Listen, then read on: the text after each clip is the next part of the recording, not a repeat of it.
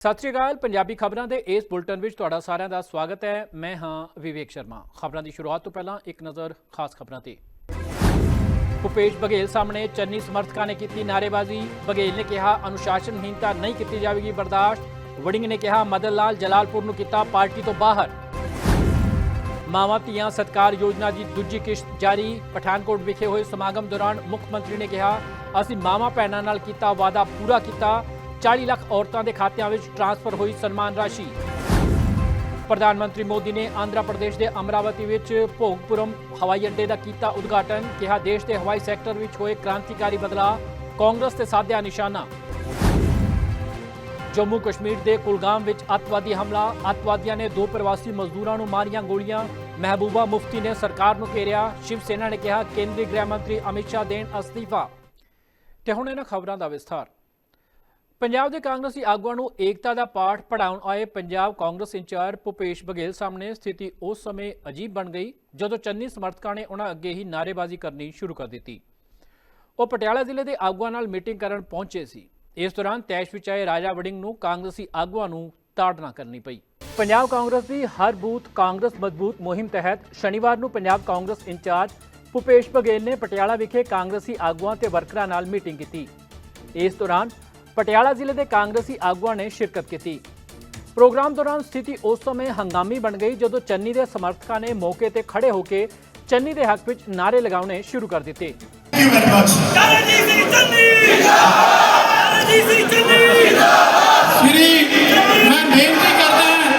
इस तो बाद राजा वड़िंग ने तैश विच आके उत्थे मौजूद कुछ आगुआं नूं ताड़ना की। इस तो बाद पत्रकारों नाल गलबात करदियां भूपेश बघेल ने कहा कि अनुशासनहीनता बर्दाश्त नहीं की जाएगी।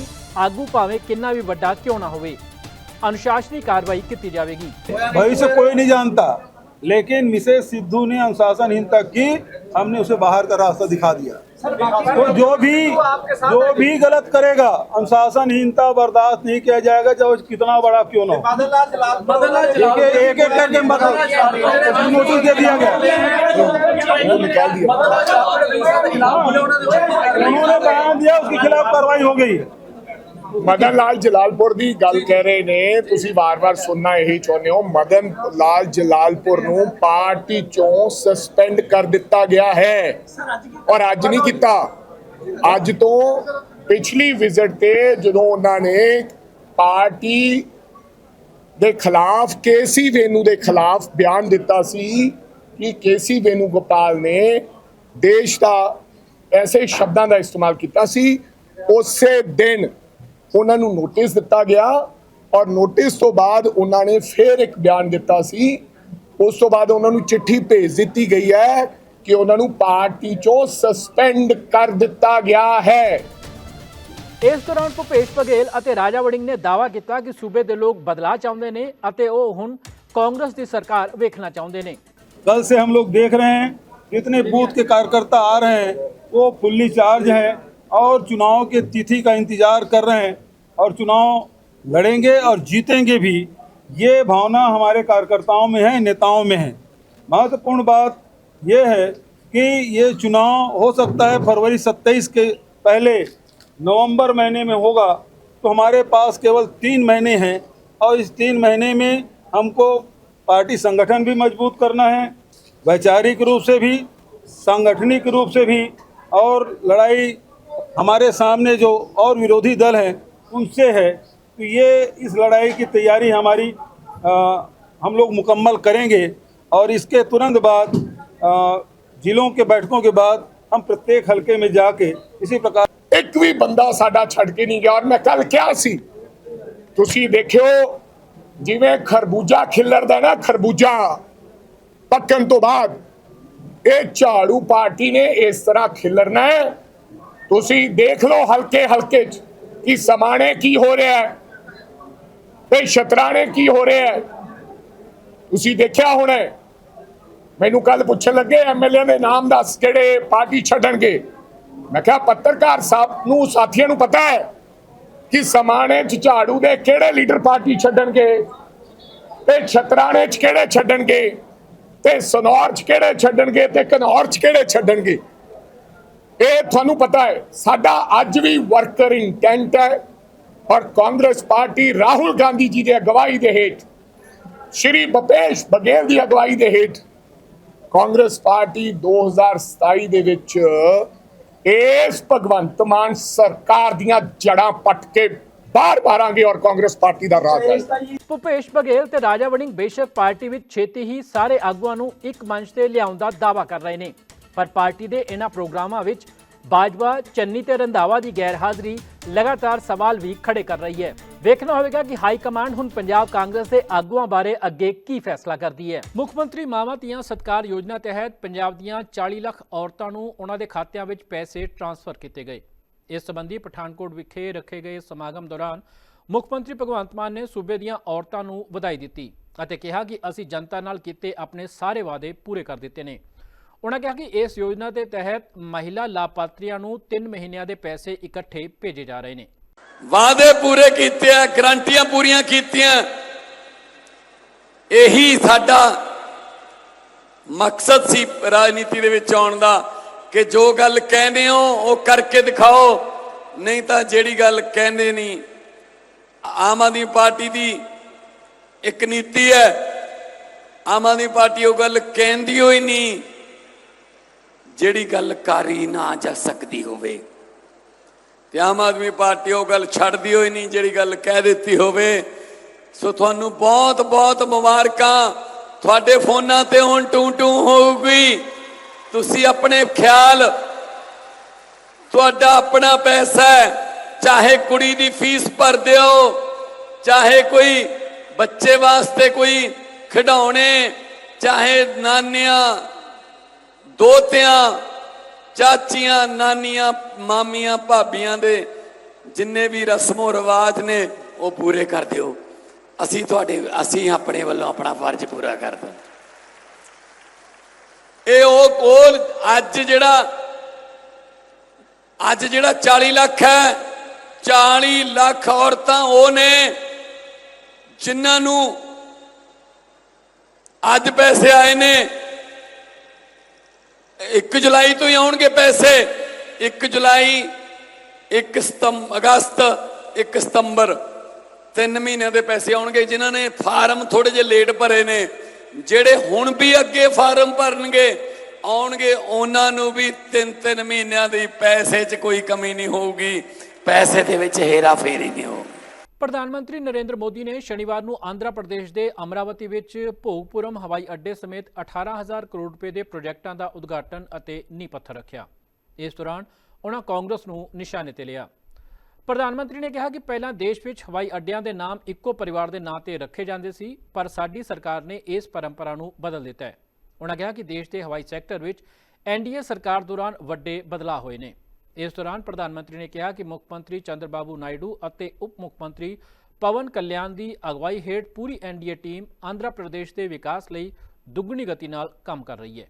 साथियों, पहले जब एयरपोर्ट बनते थे तो एयरपोर्ट के नाम एक ही परिवार के नाम पर चढ़ जाते थे। हमने इस परंपरा को बदला। हमने अयोध्या में एयरपोर्ट का नाम वाल्मीकि के नाम से जोड़ा।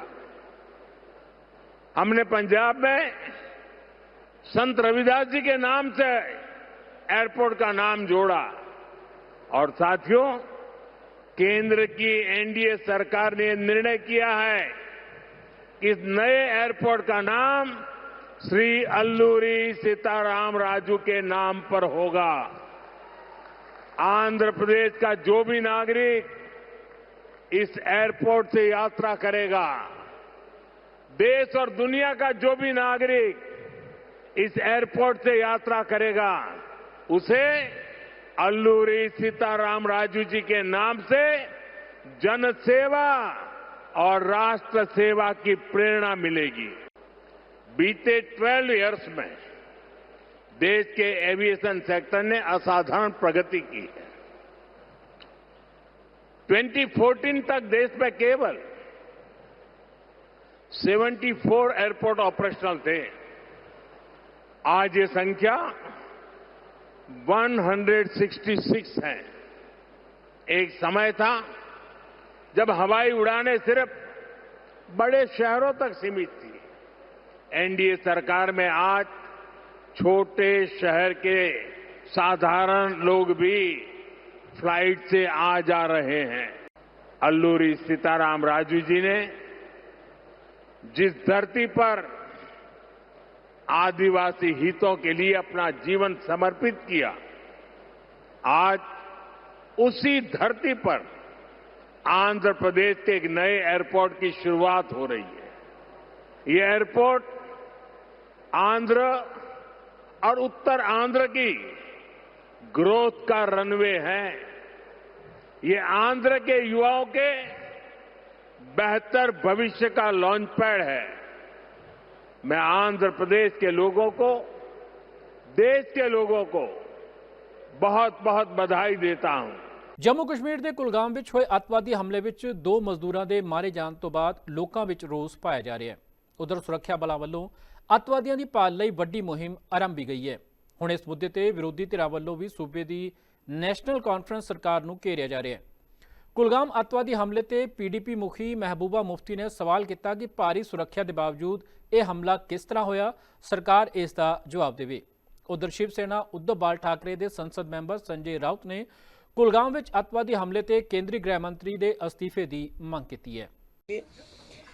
मुझे लगता है कि ये सिलसिला रुकना चाहिए और जो सिक्योरिटी है, जो यहाँ इतना सिक्योरिटी की वजह से लोगों को इतना अजाब है लोगों पे, उसके बावजूद ये इंसिडेंट्स होना मुझे लगता है कहीं ना कहीं सिक्योरिटी में कोताही है। और दूसरी मेरी ये गुजारिश है कि एक तो यहाँ की जो गवर्नमेंट है उसको इन लोगों को मुआवजा देना चाहिए, वहाँ की तो देगी देगी। दूसरा, इसका बाज़ाब्ता इन्वेस्टिगेशन होना चाहिए। यात्रा की वजह से इतनी सिक्योरिटी होने के बावजूद ऐसे इंसिडेंट्स क्यों हो रहे हैं। और दूसरा मेरी गुजारिश है, यहाँ जो एडमिनिस्ट्रेशन है, एलजी एडमिनिस्ट्रेशन है, दूसरी एडमिनिस्ट्रेशन है, जिस तरह अभी जो हमारा एक कांस्टेबल शहीद किया गया, उसके बाद हज़ारों लोगों को ओवरग्राउंड वर्कर का नाम दे के पकड़ा गया, उनको डिटेन किया गया। अभी भी जो अनंतनाग में जो दुकानदार हैं उनकी हाजिरी, तुम्हारा सीसीटीवी कहाँ था, तुम्हारा ये क्या है, तुम्हारा, और अभी भी जेआईसी और हर पुलिस स्टेशन में लोगों को बुलाते हैं। ओजीडब्ल्यू के नाम पे 80 साल के आदमी को बंद रखा काफ़ी देर के लिए।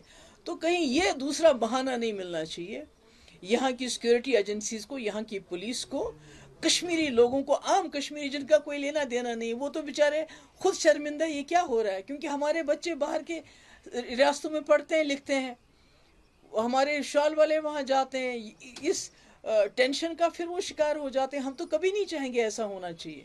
तो ये सवाल जो है गृह मंत्री से पूछना चाहिए जाकर कि 2 लोगों की हत्या फिर एक बार हुई है, पुलवामा में हो गई, पहलगांव में हो गई, अब और इस जगह पर हो गई है। गृह मंत्री इस पद पर रहने लायक व्यक्ति अब नहीं है। वो गृह मंत्रालय नहीं चला रहे, वो एक गैंग चला रहे हैं वहाँ बैठकर।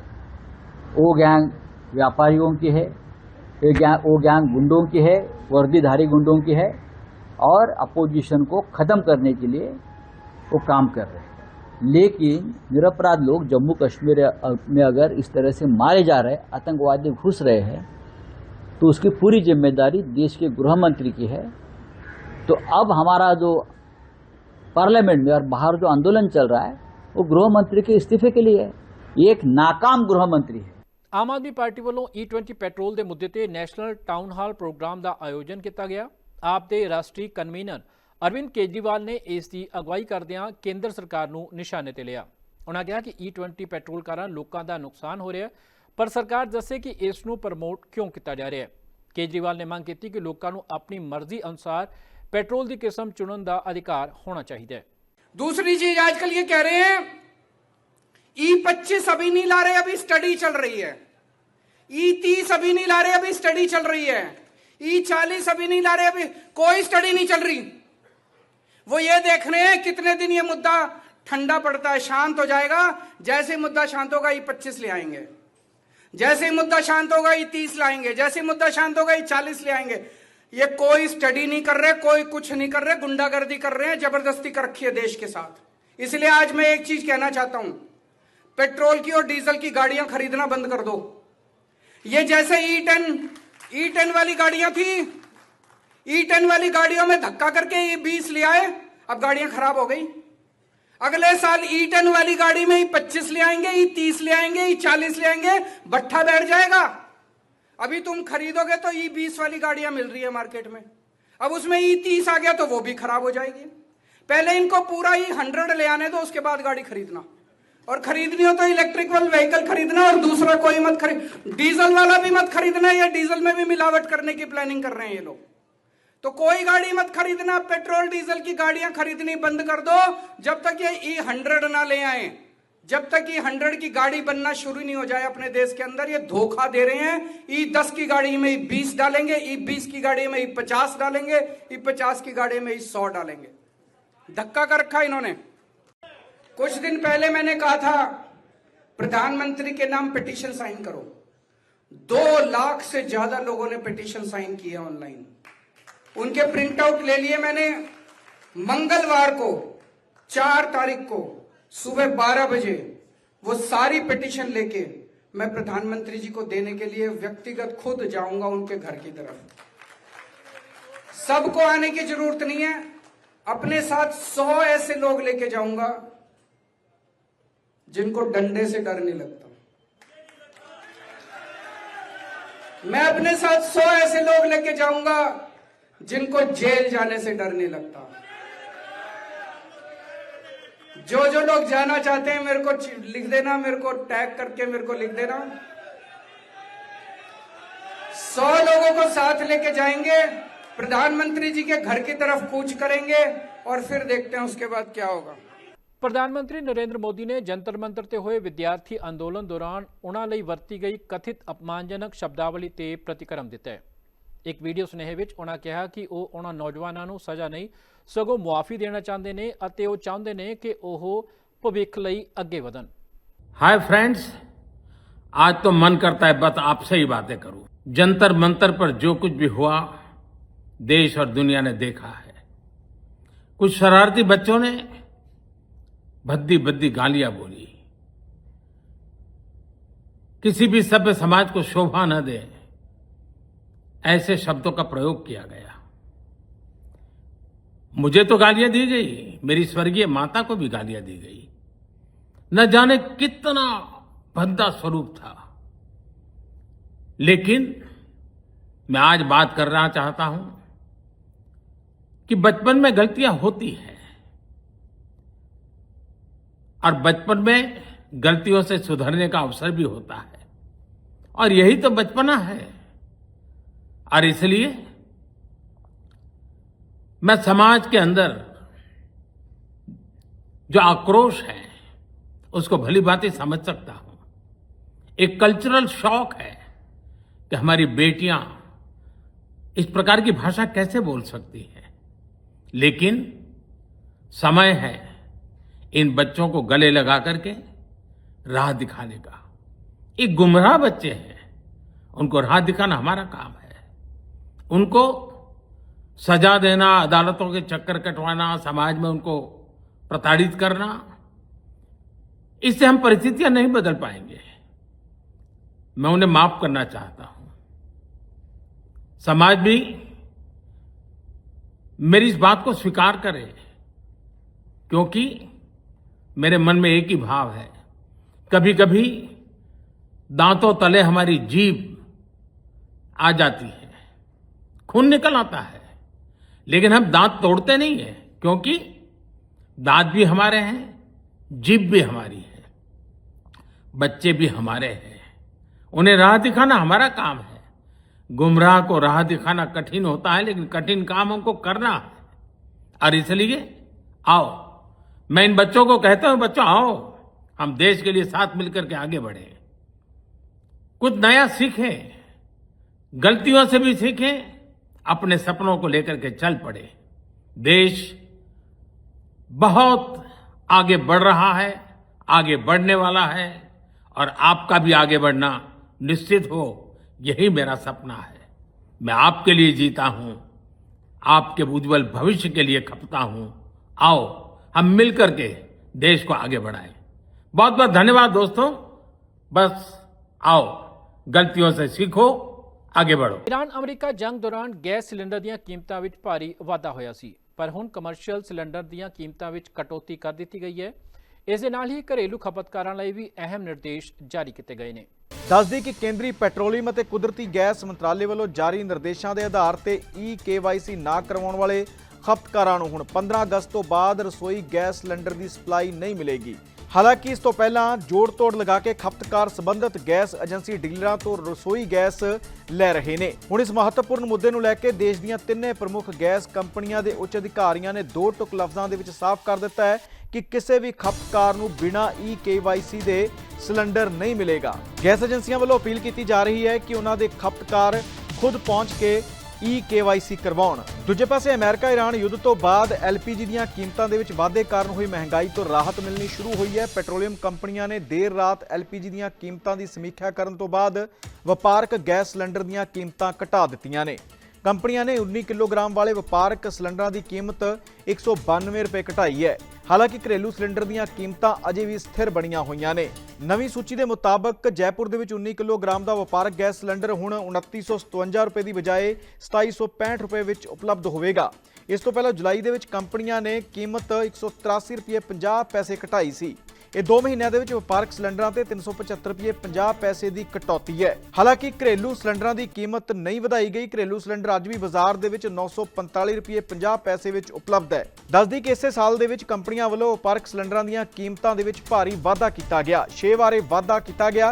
ਜਨਵਰੀ ਦੇ ਵਿੱਚ ਕੀਮਤਾਂ 111 ਰੁਪਏ ਵਧੀਆਂ, ਫਰਵਰੀ ਦੇ ਵਿੱਚ 49.5 ਰੁਪਏ ਮਹਿੰਗਾ ਹੋਇਆ ਸਿਲੰਡਰ, ਮਾਰਚ ਦੇ ਵਿੱਚ 141 ਰੁਪਏ 50 ਪੈਸੇ ਮਹਿੰਗਾ ਹੋਇਆ ਸੀ ਸਿਲੰਡਰ, ਅਪ੍ਰੈਲ ਦੇ ਵਿੱਚ 195 ਰੁਪਏ ਕੀਮਤ ਵਧੀ ਤੇ ਮਈ ਦੇ ਵਿੱਚ 993 ਰੁਪਏ ਤੇ ਜੂਨ ਦੇ ਵਿੱਚ 42 ਰੁਪਏ ਵੀ ਕੀਮਤਾਂ ਵਧਾਈਆਂ ਗਈਆਂ ਤੇ ਹੁਣ ਹੌਲੀ-ਹੌਲੀ ਕਰਕੇ ਕੀਮਤਾਂ ਘਟਦੀਆਂ ਹੋਈਆਂ ਨਜ਼ਰ ਆ ਰਹੀਆਂ ਨੇ। ਮੌਸਮ ਵਿਭਾਗ ਵੱਲੋਂ ਪੰਜਾਬ ਅਤੇ ਚੰਡੀਗੜ੍ਹ ਲਈ ਅਗਲੇ 5 ਦਿਨਾਂ ਵਾਸਤੇ ਯੈਲੋ ਅਲਰਟ ਜਾਰੀ ਕੀਤਾ ਗਿਆ ਹੈ।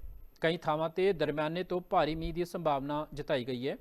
ਦੂਜੇ ਪਾਸੇ ਲਗਾਤਾਰ ਪੈ ਰਹੇ ਮੀਂਹ ਕਾਰਨ ਗੁਜਰਾਤ ਅਤੇ ਕੇਰਲਾ ਵਿੱਚ ਹੜ੍ਹਾਂ ਵਰਗੀ ਸਥਿਤੀ ਬਣੀ ਹੋਈ ਹੈ। ਮੌਸਮ ਵਿਭਾਗ ਨੇ ਚੰਡੀਗੜ੍ਹ ਤੇ ਪੰਜਾਬ ਲਈ 5 ਦਿਨਾਂ ਤੱਕ ਯੈਲੋ ਅਲਰਟ ਜਾਰੀ ਕਰਦਿਆਂ ਕਈ ਥਾਵਾਂ ਤੇ ਗਰਜ ਚਮਕ ਦੇ ਨਾਲ ਦਰਮਿਆਨੇ ਤੋਂ ਭਾਰੀ ਮੀਂਹ ਦੀ ਸੰਭਾਵਨਾ ਜਤਾਈ ਹੈ। ਮੌਸਮ ਵਿਗਿਆਨ ਕੇਂਦਰ ਚੰਡੀਗੜ੍ਹ ਦੇ ਡਾਇਰੈਕਟਰ ਨੇ ਦੱਸਿਆ ਹੈ ਕਿ ਮੱਧ ਪ੍ਰਦੇਸ਼ ਅਤੇ ਵਿਦਰਭ ਤੇ ਬਣੇ ਘੱਟ ਦਬਾਅ ਦੇ ਖੇਤਰ ਕਾਰਨ ਮੌਨਸੂਨ ਟਰਫ ਪੰਜਾਬ ਦੇ ਦੱਖਣੀ ਹਿੱਸੇ ਵੱਲ ਸਥਿਤ ਹੈ। ਇਸ ਕਾਰਨ 24 ਘੰਟਿਆਂ ਦੌਰਾਨ ਭਾਰੀ ਮੀਂਹ ਦੀ ਸੰਭਾਵਨਾ ਘੱਟ ਹੈ, ਪਰ ਸੂਬੇ ਦੇ ਜ਼ਿਆਦਾਤਰ ਹਿੱਸਿਆਂ 'ਚ ਰੁਕ-ਰੁਕ ਕੇ ਹਲਕੀ ਅਤੇ ਦਰਮਿਆਨੀ ਬਾਰਿਸ਼ ਹੋ ਸਕਦੀ ਹੈ। ਇਸੇ ਦੌਰਾਨ ਪਠਾਨਕੋਟ, ਗੁਰਦਾਸਪੁਰ, ਅੰਮ੍ਰਿਤਸਰ ਅਤੇ ਹੁਸ਼ਿਆਰਪੁਰ ਦੇ ਵਿੱਚ ਭਾਰੀ ਤੋਂ ਭਾਰੀ ਮੀਂਹ ਪੈਣ ਦੀ ਸੰਭਾਵਨਾ ਹੈ, ਜਦਕਿ ਤਰਨਤਾਰਨ, ਨਵਾਂਸ਼ਹਿਰ, ਕਪੂਰਥਲਾ, ਜਲੰਧਰ, ਰੂਪਨਗਰ ਅਤੇ SS ਨਗਰ ਵਾਸਤੇ ਵੀ ਅਲਰਟ ਜਾਰੀ ਕੀਤਾ ਗਿਆ ਹੈ। ਮੌਸਮ ਵਿਗਿਆਨੀਆਂ ਦੇ ਮੁਤਾਬਕ ਅਗਸਤ ਦੇ ਪਹਿਲੇ ਹਫ਼ਤੇ ਦੌਰਾਨ ਮੌਨਸੂਨ ਮੁੜ ਸਰਗਰਮ ਹੋਣ ਦੀ ਸੰਭਾਵਨਾ ਹੈ, ਜਿਸ ਨਾਲ ਜੁਲਾਈ ਮਹੀਨੇ ਦੌਰਾਨ ਰਹੀ ਬਾਰਿਸ਼ ਦੀ ਕਮੀ ਕਾਫੀ ਹੱਦ ਤੱਕ ਪੂਰੀ ਹੋ ਸਕਦੀ ਹੈ। ਮੀਂਹ ਕਾਰਨ ਤਾਪਮਾਨ ਦੇ ਵਿੱਚ ਗਿਰਾਵਟ ਆਏਗੀ ਤੇ ਰਾਤਾਂ ਠੰਡੀਆਂ ਰਹਿਣਗੀਆਂ। ਪੰਜਾਬ ਦੇ ਵਿੱਚ ਜਿੱਥੇ ਲੋਕਾਂ ਨੂੰ ਖਰਾਬ ਮੌਸਮ ਦੌਰਾਨ ਸਾਵਧਾਨ ਰਹਿਣ ਦੀ ਅਪੀਲ ਕੀਤੀ ਗਈ ਹੈ, ਉੱਥੇ ਸੰਭਾਵਿਤ ਭਾਰੀ ਮੀਂਹ ਨੂੰ ਦੇਖਦਿਆਂ ਚੰਡੀਗੜ੍ਹ ਪ੍ਰਸ਼ਾਸਨ ਨੇ ਸੁਖਨਾ ਲੇਕ, ਸੁਖਨਾ ਕੈਚਮੈਂਟ ਖੇਤਰ ਤੇ ਘੱਗਰ ਨਦੀ ਦੇ ਨੇੜੇ ਨਾ ਜਾਣ ਦੀ ਅਪੀਲ ਕੀਤੀ ਹੈ। ਦੂਜੇ ਪਾਸੇ ਭਾਖੜਾ ਡੈਮ ਦੇ ਵਿੱਚ ਪਾਣੀ ਖਤਰੇ ਦੇ ਨਿਸ਼ਾਨ ਤੋਂ 81 ਫੁੱਟ ਹੇਠਾਂ ਹੈ। ਹਿਮਾਚਲ ਪ੍ਰਦੇਸ਼ ਦੇ ਵਿੱਚ ਮੀਂਹ ਕਾਰਨ ਭਾਖੜਾ ਤੇ ਪੌਂਗ ਡੈਮਾਂ ਵਿੱਚ ਪਾਣੀ ਦੀ ਆਮਦ ਲਗਾਤਾਰ ਜਾਰੀ ਹੈ। ਵੱਖ-ਵੱਖ ਸੂਬਿਆਂ ਦੀ ਗੱਲ ਕਰੀਏ ਤਾਂ ਗੁਜਰਾਤ ਦੇ ਵਿੱਚ ਭਾਰੀ ਮੀਂਹ ਪੈਣ ਕਾਰਨ ਕਈ ਜ਼ਿਲ੍ਹਿਆਂ ਦੇ ਵਿੱਚ ਹੜ੍ਹਾਂ ਵਰਗੇ ਹਾਲਾਤ ਬਣ ਗਏ ਨੇ। ਸੂਰਤ ਦੇ ਵਿੱਚ ਸਭ ਤੋਂ ਵੱਧ 24 ਇੰਚ ਮੀਂਹ ਪਿਆ ਹੈ, ਜਦਕਿ 12 ਹੋਰ ਖੇਤਰਾਂ ਦੇ ਵਿੱਚ 10 ਇੰਚ ਤੋਂ ਵੱਧ ਮੀਂਹ ਪਿਆ ਹੈ। ਭਾਰਤੀ ਮੌਸਮ ਵਿਭਾਗ ਨੇ ਗੁਜਰਾਤ ਅਤੇ ਕੇਰਲ ਦੇ ਕਈ ਜ਼ਿਲ੍ਹਿਆਂ ਲਈ ਰੈੱਡ ਅਲਰਟ ਜਾਰੀ ਕੀਤਾ ਹੈ। ਇਸੇ ਦੌਰਾਨ ਕੇਰਲ ਦੇ ਵਿੱਚ ਲਗਾਤਾਰ ਬਾਰਿਸ਼ ਕਾਰਨ ਕਈ ਇਲਾਕਿਆਂ ਦੇ ਵਿੱਚ ਹੜ੍ਹ ਅਤੇ ਜ਼ਮੀਨ ਖਿਸਕਣ ਦੀਆਂ ਘਟਨਾਵਾਂ ਵਾਪਰਦੀਆਂ ਨਜ਼ਰ ਆ ਰਹੀਆਂ ਨੇ। ਉੜੀਕੀ ਅਤੇ ਕੋਟਾਇਮ ਜ਼ਿਲ੍ਹਿਆਂ ਦੇ ਵਿੱਚ ਵੱਖ-ਵੱਖ ਜ਼ਮੀਨ ਖਿਸਕਣ ਦੀਆਂ ਘਟਨਾਵਾਂ ਦੇ ਵਿੱਚ 3 ਲੋਕਾਂ ਦੀ ਜਾਨ ਚਲੀ ਗਈ ਹੈ, ਜਦਕਿ ਕਈ ਹੋਰ ਲੋਕ ਮਲਬੇ ਦੇ ਹੇਠਾਂ ਦੱਬੇ ਹੋ ਸਕਦੇ ਨੇ। ਮੌਸਮ ਵਿਭਾਗ ਨੇ ਪੂਰਬੀ ਰਾਜਸਥਾਨ, ਮੱਧ ਮਹਾਰਾਸ਼ਟਰ, ਗੋਆ ਅਤੇ ਕਰਨਾਟਕ ਲਈ ਸੰਤਰੀ ਅਲਰਟ ਜਾਰੀ ਕੀਤਾ ਹੈ। ਪੰਜਾਬ, ਹਿਮਾਚਲ ਪ੍ਰਦੇਸ਼, ਉੱਤਰਾਖੰਡ, ਹਰਿਆਣਾ, ਦਿੱਲੀ ਅਤੇ ਬਿਹਾਰ ਸਮੇਤ 12 ਸੂਬਿਆਂ ਲਈ ਯੈਲੋ ਅਲਰਟ ਜਾਰੀ ਕੀਤਾ ਗਿਆ ਹੈ। ਹੁਣ ਦੇਖਣਾ ਹੋਵੇਗਾ ਆਉਣ ਵਾਲੇ ਦਿਨਾਂ ਦੇ ਵਿੱਚ ਮੌਸਮ ਕਿਹੋ ਜਿਹਾ ਰਹਿੰਦਾ ਹੈ। ਇਸ ਬੁਲਟਨ 'ਚ ਇੰਨਾ ਹੀ। ਨਵੀਆਂ ਤੇ ਤਾਜ਼ਾ ਖਬਰਾਂ ਲੈ ਕੇ ਮੁੜ ਹਾਜ਼ਰ ਹੋਵਾਂਗੇ। ਫਿਲਹਾਲ ਇਜਾਜ਼ਤ ਦਿਓ। ਧੰਨਵਾਦ।